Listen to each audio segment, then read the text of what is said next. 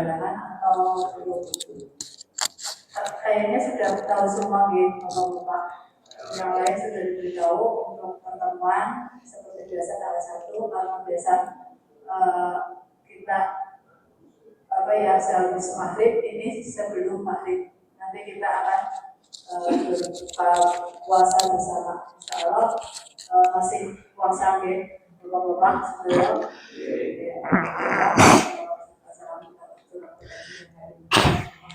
Sallallahu alaihi wasallam. Sebelum acara pada sore hari ini kita mulai, terlebih dahulu kita dengan bacaan basmalah bersama. Bismillahirrahmanirrahim. Semoga apa yang nanti akan disampaikan ke depan bisa kita jalankan dan memberi ilmu, yang menambah ilmu kepada kita semua ya. Sambil kita menunggu yang lain dan menunggu waktu berbuka puasa, kita mendengarkan usia dari Ustaz Muhammad Irwan.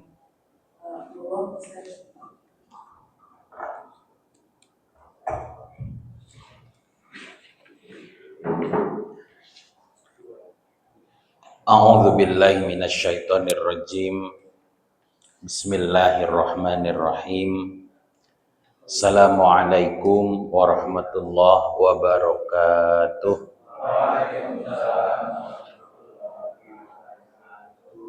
Insyaallah maghribnya itu pukul 6 lebih 7.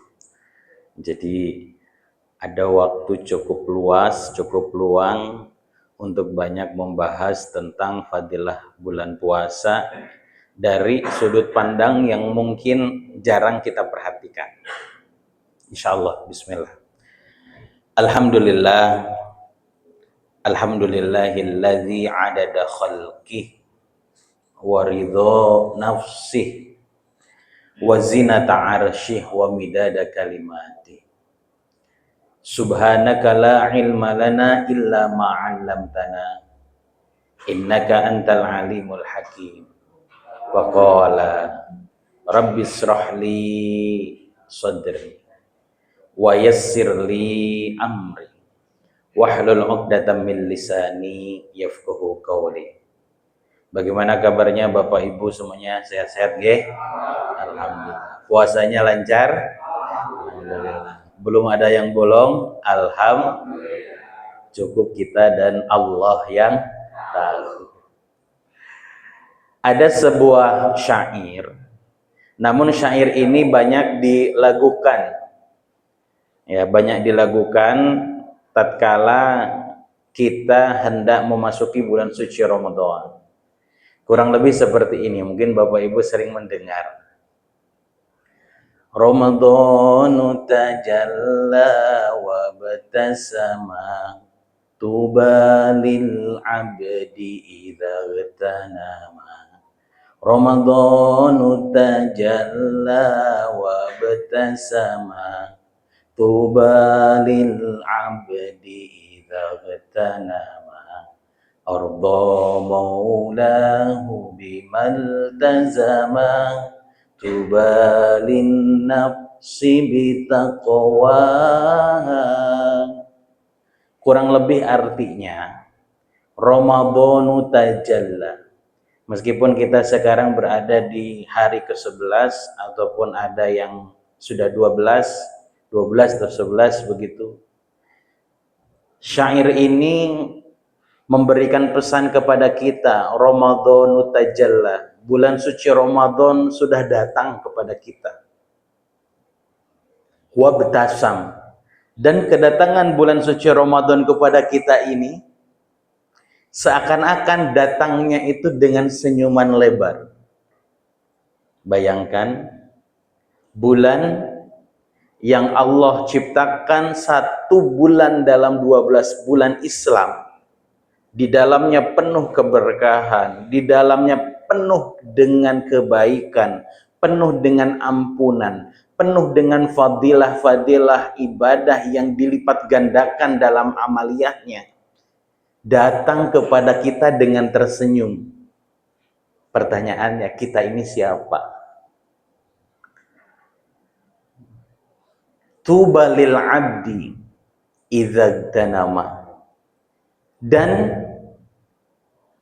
beruntunglah pada setiap hamba Allah idza tanama, barang siapa yang mampu memanfaatkan bulan suci Ramadan ini.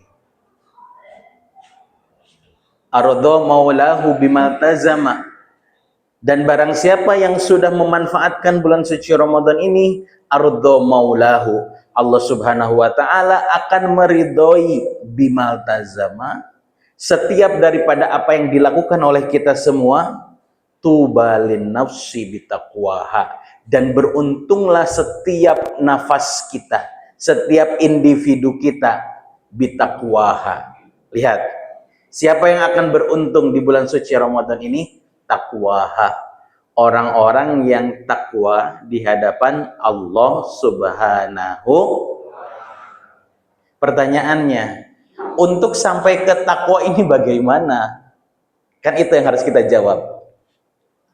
Untuk sampai kepada derajat takwa di hadapan Allah itu bagaimana?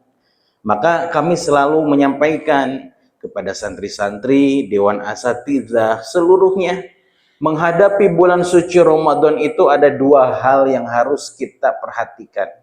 Yang pertama yang harus kita perhatikan itu, kita nih harus kenalan dulu sama Ramadan. Si Ramadan itu apa? Semulia apa Ramadan ini? Bapak Ibu yang dirahmati Allah Subhanahu wa taala, banyak kejadian-kejadian besar terjadi di bulan suci Ramadan. Termasuk akhir-akhir ini dunia sedang memanas. Katanya, konon ditengarai ini adalah cikal bakal perang dunia ketiga. Terjadinya baku serang rudal antara Israel, Amerika yang diwakili oleh Israel dengan Iran. Iran menyerang Amerika dan Israel dengan menyerang beberapa pangkalan-pangkalan Amerika yang berada di beberapa titik setiap negara di Timur Tengah. Arab, Qatar, Dubai, ada lagi di beberapa titik di Yaman, di Suriah, dan lain sebagainya. Bulan Ramadan. Dan ternyata perang-perang hebat itu juga pernah terjadi di bulan yang sama Ramadan. Perang Badar juga itu di bulan Ramadan. The Battle of Badar itu juga di bulan Ramadan. Turunnya Al-Quran di bulan apa? Ramadan. Lailatul Qadar di bulan apa? Ramadan. Lah ternyata bulan ini bukan bulan main-main. Bulan ini bukan bulan biasa. Ibarat manusia 1 tahun itu melaksanakan kegiatan, ada yang mencari nafkah, ada yang menghidupi dirinya, ingin mempersiapkan hal-hal yang ingin dicapai dalam hidupnya.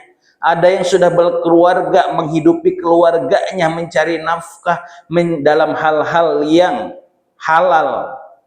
Allah memberikan space bagi manusia di bulan suci Ramadan untuk meriset semuanya. Untuk meriset semuanya, mengenolkan dirinya, melatih seluruh umat manusia dengan Ramadan. Dengan apa? Dengan puasa. Kenapa harus puasa? Karena di antara berbagai macam ibadah yang akan diberikan ganjaran oleh Allah, yang tidak ada ketetapan ganjarannya itu cuma puasa. Ma'amila bani Adam falahu illa syiyam wa ana ajzi bihi. Setiap apapun yang dilakukan ibadah anak cucu Adam, falahu, sudah ada takaran ganjarannya. Illa syiyam, kecuali puasa, kata Allah. Fa ana ajzi bihi, maka sayalah yang akan langsung memberikan pahala, memberikan ganjaran bagi yang berpuasa ini. Ini kita harus kritis. Kenapa hanya puasa yang diberikan ganjarannya langsung oleh Allah? Ternyata puasa itu bukan hanya sekedar menahan apa yang masuk ke dalam mulut. Di siang hari mungkin kita menahan minuman, menahan makanan, ya. Saking laparnya, ada kecoa lewat, siang itu kan kayak kurma gitu kan. Saking laparnya. Saking laparnya gitu kan. Padahal kecoa lewat gitu kan. Habis kerja dari kandang gitu kan, pulang ke rumah perut keroncongan, biar seger mandi, di kamar mandi ada kecoa lewat. Seakan-akan Allah lagi ngasih rezeki kurma lewat gitu kan. Padahal itu bukan kurma. Itu kecoa gitu. Ternyata puasa itu bukan masalah tentang menahan apa yang akan masuk ke dalam mulut, tapi dibalik. Pemahaman kita harus dilebarkan. Bukan menahan jeruk yang masuk ke mulut, air mineral yang masuk ke mulut, kue yang masuk ke mulut, tetapi juga menahan apa yang akan keluar dari mulut. Mu'adz bin Jabal itu pernah mengatakan, awwalu syai'in ahtamu bihi idza jaa syahrul Ramadan as-sumtu. Pertama kali yang diperhatikan oleh Mu'adz bin Jabal, salah satu sahabat Nabi, ketika datangnya bulan suci Ramadan itu satu, as-sumtu, diam. Lebih banyak diamnya. Kenapa? Karena beliau memahami derajat tertinggi orang puasa bulan Ramadan itu bukan hanya sekedar yang nahan makanan-makanan saja, tetapi yang lebih tinggi dari itu, menahan untuk gibah. Menahan, oke, gibahnya sudah ditahan. Kata Pak Ustadz Irfan, gak boleh ngomongin orang, saya sudah bisa nahan. Tapi dibalik menunggu puasanya, buka HP, buka Facebook, buka WhatsApp, buka status orang, lihat status orang, lihat media sosial, jempolnya gatel. Lihat apa yang dilakukan oleh orang, di komen di situ. Nah, sama juga nggak puasa itu. Jempolnya juga harus puasa. Hati juga harus dijaga. Kita capek-capek puasa, tetap melaksanakan rutinitas pekerjaan harian, pulang ke rumah sore, tiba-tiba tetangga di samping kok lihat sudah ada motor NMAX, tidak ada platnya. Waduh, Deneng, sebelum lebaran wis duwe motor anyar yo. Dari mana uangnya? Mulai traveling pikirannya kemana-mana gitu kan. Traveling pikirannya kemana-mana. Itu hati kita juga harus dijaga. Jadi memahami, menghadapi bulan suci Ramadan, yang pertama harus kita pahami adalah bulan Ramadan itu sendiri itu apa? Bulan di mana penuh keberkahan.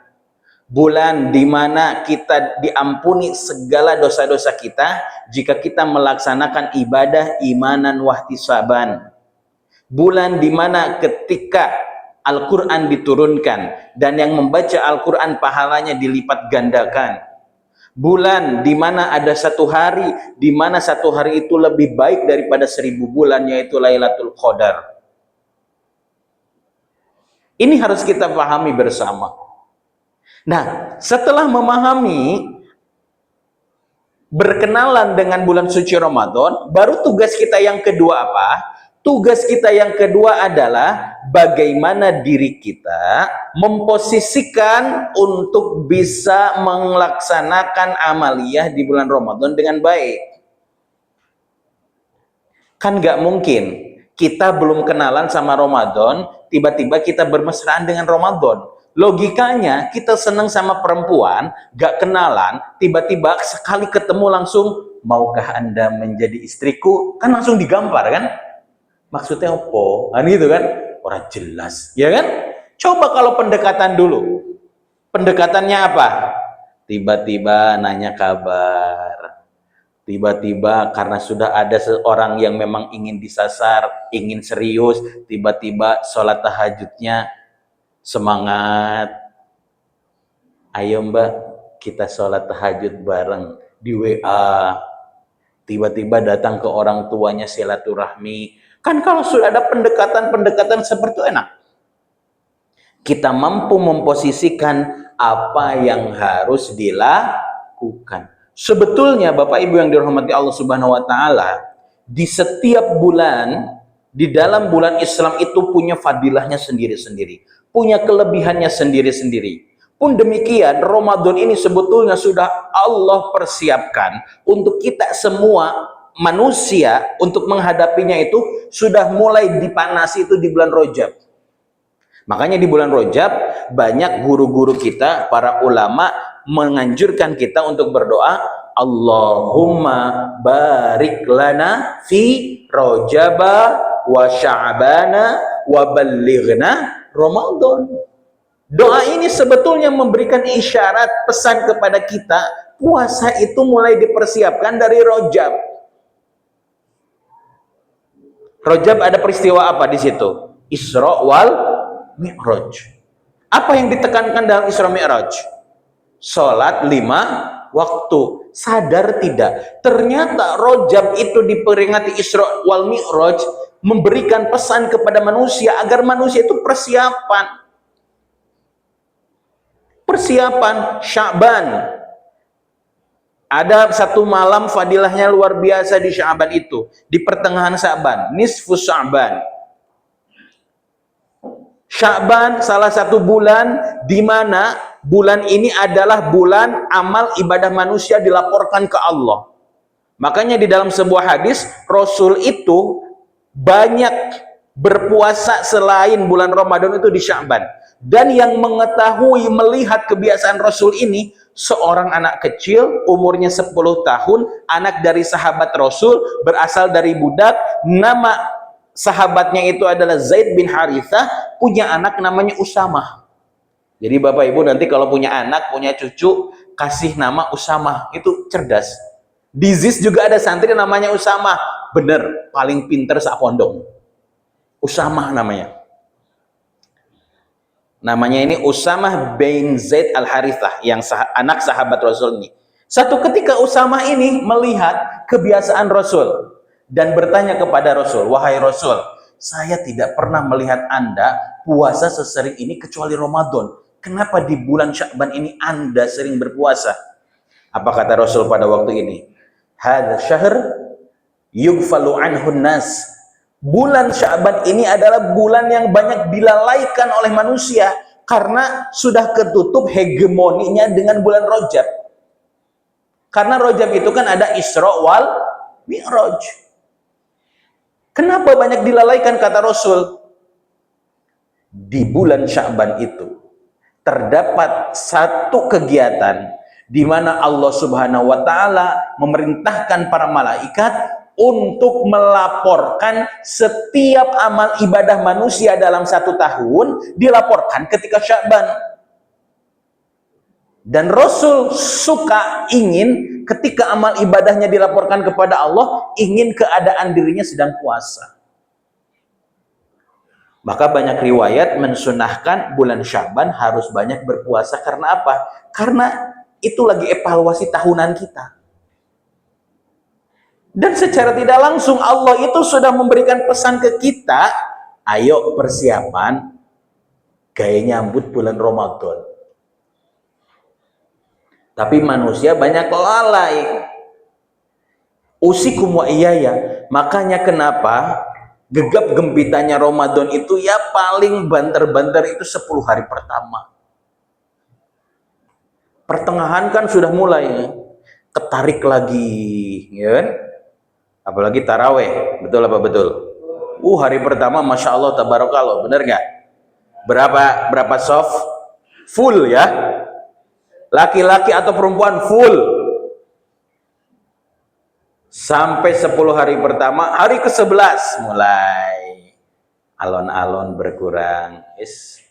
Usikum wa iyaya. Ini juga pengingat bagi diri saya.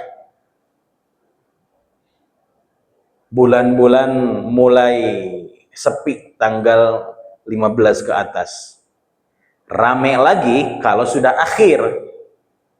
Itu pun kalau di akhir Ramadan, ya, takmir masjidnya ngasih amplop untuk jamaahnya baru ramai itu. Betul nggak Bu Haji? Baru ramai lagi gitu. Masya Allah. Nah, oleh karenanya, agar kita termasuk kepada tubalil abdi izzagtarama, termasuk hamba-hamba Allah yang beruntung karena mampu memanfaatkan bulan suci Ramadan ini, insya Allah kami akan mengajak memahami ada satu waktu di dalam bulan suci Ramadan itu yang sangat spesial dan banyak orang melalaikan waktu ini. Apa itu? Waktu sahur. Waktu apa? Sahur. Jadi kata-kata sahur itu berasal dari kata sin ha ro. Saharo. Waktu sahar was sahur. Jadi kalau kita memaknai sahur, sahur itu adalah bidhammil waw. Nah, di dalam beberapa kajian kitab bidhammil waw dengan mendhammahkan menambahkan waw, maka artinya sahur itu ma'ukila minat ta'ami fis sahar. Apa-apa yang dimakan dari berbagai macam jenis makanan di waktu sahar. Yang kedua, ada juga namanya sahar. Jadi ada sahur, ada sahar. Kalau sahar artinya adalah akhirul lail, penghujung malam. Ya, penghujung malam. Maka banyak riwayat kalau kita mau berdoa, memohon, meminta kepada Allah, bangun di sepertiga malam, dirikan tahajud, minta berdoa, merengek di situ. Jadi yang disebut sepertiga malam itu apa Ustadz Irfan? Jadi kan kalau dalam Islam awal hari itu setelah maghrib Bapak Ibu. Oke, awal maghrib. Ini kita sekarang ini berada di hari keberapa Ramadan, nggih? Kalau ini patokannya kita misalkan puasanya tanggal 18, berarti 12 ya, 12 Ramadan. Nanti Allahu Akbar, itu sudah 13 Ramadan. Pergantian harinya itu di azan maghrib. Itu kalau hitungannya kalender Hijriah Islam. Oleh karenanya kalau ada orang melahirkan anak, lahirnya setelah azan maghrib, maka anak itu, misalkan lahirnya itu ketika malamnya takbiran, setelah maghrib berarti kan sudah 1 Syawal, maka anak itu tidak wajib untuk membayar zakat fitrah. Tapi kalau keluarnya 5 menit sebelum azan maghrib, berarti itu belum 1 Syawal, belum hari raya Idul Fitri, berarti anak itu hitungannya sudah terhitung harus membayar zakat fitrah. Nah, bagaimana cara menghitung di sepertiga malam? Karena pergantian hari dalam Islam itu setelah maghrib, maka hitungannya kan berarti jam 6 lah katakan. Jam 7, 8, 9, 10, 11, 12. 1, 2, 3, 4. 9 jam. Berarti malam itu 9 jam. 9 dibagi 3. Berarti sepertiga pertama itu 7, 8, 9. Sepertiga kedua itu 10, 11, 12. Sisanya baru berapa jam? Maaf, 7, 8, 9, 10, 11, 12, 6 jam. 1, 2, 3, 4, 15 jam. 15 dibagi 3, 5 jam berarti. Sepertiga pertama 7, 8, 9, 10, 11. Sepertiga kedua 12, 1, 2, 3. Sisanya, nah ini yang terakhir ini. Berarti antara sepertiga malam terakhir itu kira-kira setengah 3 sampai mau adzan subuh. Makanya makan di waktu ini disebut dengan sahur. Waktunya disebut dengan sahar. Karena sahar itu adalah waktu sepertiga akhir malam. Apa saja kelebihan dan keistimewaan orang-orang yang melaksanakan ibadah di waktu sahar, termasuk sahur. Rasulullah Shallallahu Alaihi Wasallam bersabda, "Tasahharu fa inna fis sahuri barokatan." Bersahurlah, hidupkanlah waktu sahar. Fa inna fis sahuri, karena di dalam waktu sahur itu ada keberkahan. Salah satunya keberkahan di dalam waktu sahur itu makan makanan untuk persiapan bulan suci Ramadan atau persiapan puasa. Jadi yang disebut berkah ini, makan makanan di waktu sahar itu menjadi bukan makan yang biasa. Makanannya akan menjadi berkah. Kenapa? Karena makannya di waktu sahar. Itu baru makan. Apalagi kalau membaca Al-Quran. Apalagi kalau sholat malam. Dan lain sebagainya. Ya. Waalaikumsalam warahmatullahi wabarakatuh. Makanya Allah Subhanahu wa taala di dalam ayat Al-Quran menyampaikan, wabil ashari hum yastaghfirun, dan di waktu sahar Allah Subhanahu wa taala memerintahkan kepada hamba-hambanya untuk banyak beristighfar. Saking apa? Saking spesialnya ini waktu. Kenapa waktu ini spesial? Nih, waktu ini dijadikan spesial karena apa? Karena di sepertiga malam itu Allah Subhanahu wa taala selalu turun ke langit dunia. Di dalam hadis Nabi Muhammad sallallahu alaihi wasallam bersabda, an Abi Hurairah radhiyallahu anhu qala Rasulullah sallallahu alaihi wasallam, yanzilu Rabbuna tabaraka wa ta'ala kulla lailatin. Allah Subhanahu wa ta'ala itu setiap malam akan turun ke langit-langit dunia. Kapan? Hina yabqa thulutsal akhir, ketika di sepertiga akhir malam. Setiap malam di sepertiga akhirnya Allah itu selalu turun ke langit dunia. Ngapain?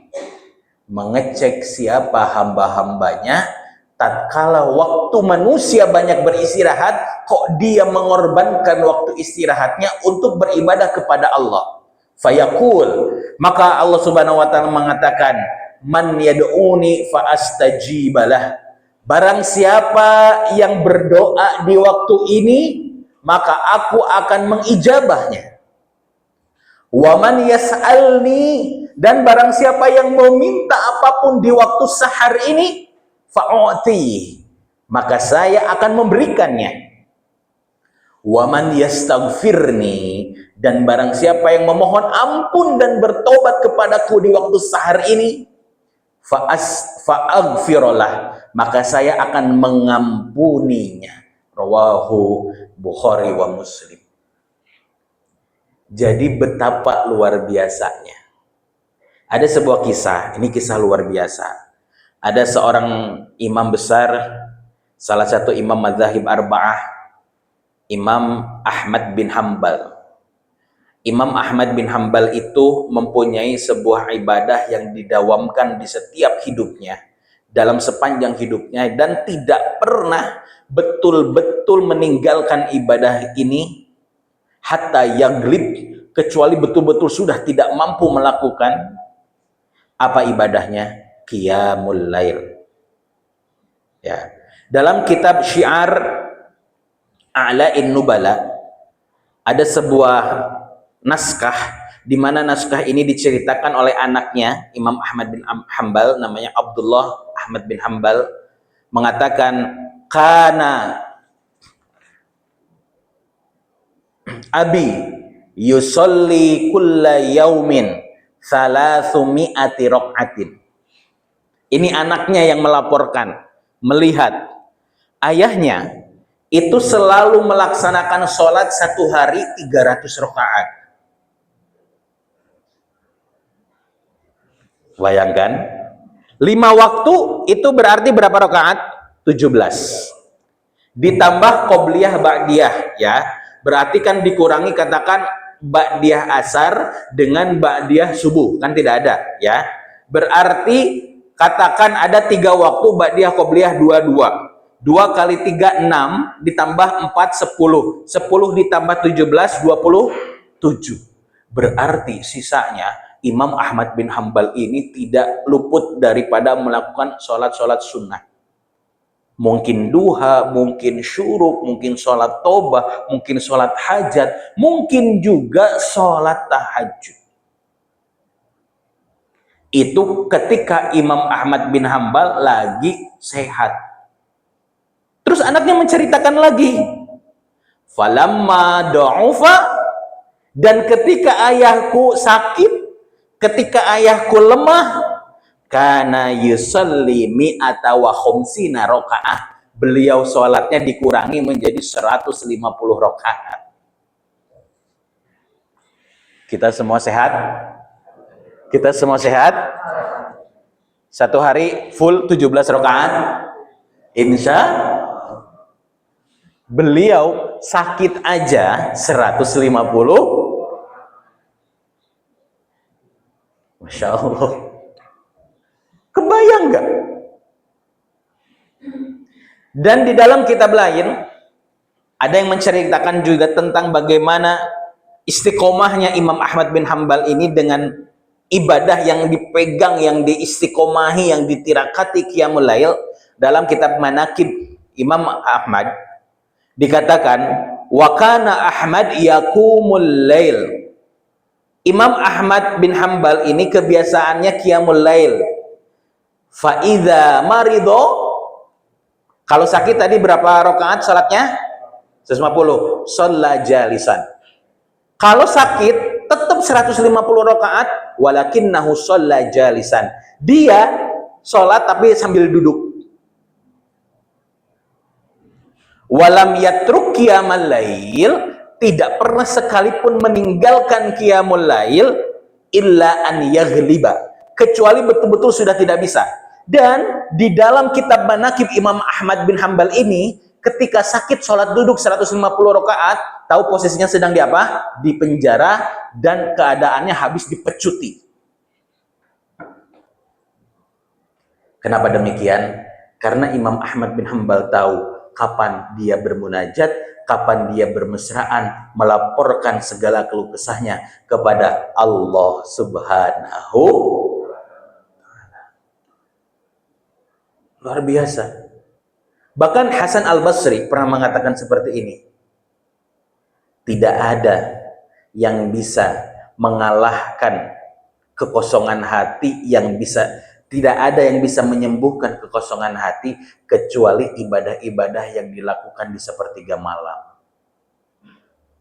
Jadi banyak ulama-ulama besar, sahabat-sahabat Rasul, bahkan hadis-hadis Rasul yang menotis, yang memperingatkan kepada kita bahwasanya di dalam satu malam itu ada yang sangat spesial, apalagi di bulan suci Ramadan, di mana Allah Subhanahu wa taala di sepertiga malam terakhir itu turun ke langit-langit dunia untuk mengecek hamba-hambanya siapa yang betul-betul ingin bermunajat, berkeluh kesah kepadanya. Ma'asyiral muslimin rahimani wa rahimakumullah. Dan salah satu di antara hadis yang bisa menguatkan targhib, rughbah, keinginan, motivasi kita dalam terus meningkatkan ibadah di bulan suci Ramadan itu apa? Salat malam. Rasulullah sallallahu alaihi wasallam, qala Rasulullah sallallahu alaihi wasallam, man qama ma'al imami hatta yansarif kutiba lahu qiyamul lailatin. Man qama ma'al imam, barang siapa yang mendirikan sholat malam ma'al imam, bersama imam, atau dalam konteksnya ini jamaah, berjamaah, hatta yansorif, sampai selesai sholatnya, kutibalahu qiyamul lailatin, maka Allah akan mencatat seakan-akan dia lagi sholat tahajud. Banyak riwayat ini dijelaskan, sholat malam yang disebutkan di sini adalah tarawih. Tarawih plus dengan apa berarti tiganya itu witir. Tapi syaratnya harus apa? Harus berjamaah. Berjamaahnya sampai beres. Jangan sampai tarawihnya 8 beres mundur. Nanti aja ininya. Hatta yansorif, sampai tuntas. Kutibalahu qiyamul lailatin. Maka Allah Subhanahu wa taala akan menghitung amalan tersebut layaknya dia mendirikan sholat tahajud.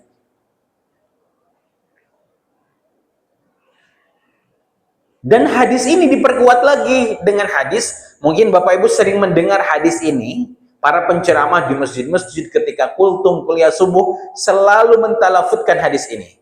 Man qoma ramadhana imanan wahtisaban ghufira lahu ma taqaddama min dzambi. Dan ini ada dua versi Bapak Ibu, ini harus kita paham. Versi 1 sama versi 2 itu ada stimulus, ada pesan yang sedang diberikan oleh Rasul kepada kita. Ada sir asrornya, ada pesan rahasianya.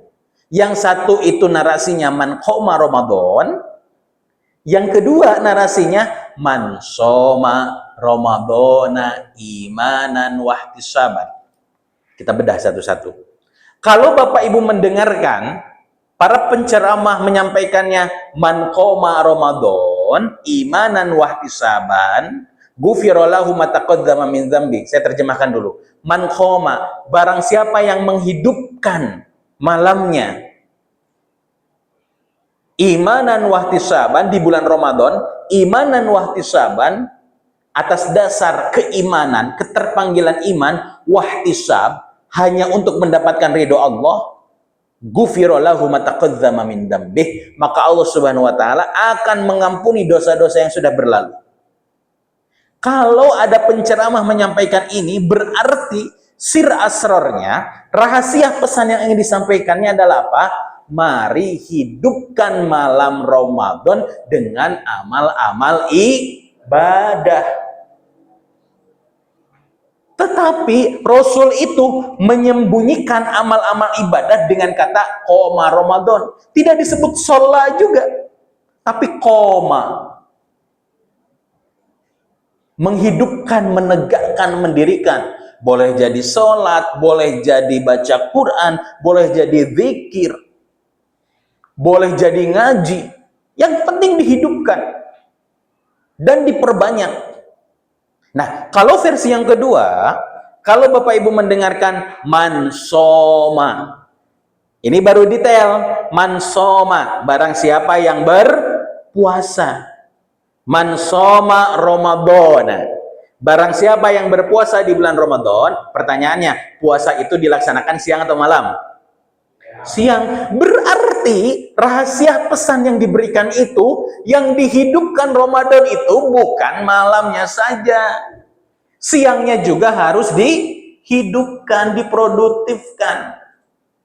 Jadi kalau Bapak Ibu sering mendengarkan para penceramah menyampaikan tidurnya orang berpuasa itu juga dapat, itu kan serendah-rendahnya pahala. Tidur aja dapat pahala, apalagi kalau tidak tidur. Jadi yang dihidupkan ini harus somanya dan komanya. Maka di pondok itu kita menerjemahkan dua hadis ini dengan apa? Anak-anak habis subuh ada kuliah subuh, ada kultum subuh. Habis itu tadarus sampai pukul 6:10. 6:15 sholat syuruk, awal waktu duha, awal dukhulid duha, waktu duha itu ada sholat syuruk, habis itu sholat duha. Habis sholat duha persiapan jam 7 masuk kelas. Sampai zuhur masuk kelas. Zuhur jamaah, habis jamaah ngaji lagi sama guru-guru sampai pukul 1. Habis pukul 1 takutnya oleng, takutnya ada yang mokel gitu kan, istirahat saja. Nah itu ya, daripada kemana-mana pikirannya, istirahat. Bangun setelah sholat asar, asar berjamaah. Setelah sholat asar, zikir sore. Setelah zikir sore, ada waktu di mana anak-anak boleh olahraga. Pukul 5 lebih, hampir setengah 6, ada kultum sebelum buka puasa. Habis itu buka puasa, terus seperti itu dinamikanya anak-anak itu. Disibukkan. Itu dalam rangka kita sebagai ustadz-ustadzah di ZIS itu ingin menerjemahkan kata-kata man qoma ramadhana dan man shoma ramadhana imanan wa ihtisaban. Jadi ternyata luar biasa Ramadan ini. Nah, sudah dikasih sinyal ini. Ma'asyiral muslimin rahimani wa rahimakumullah.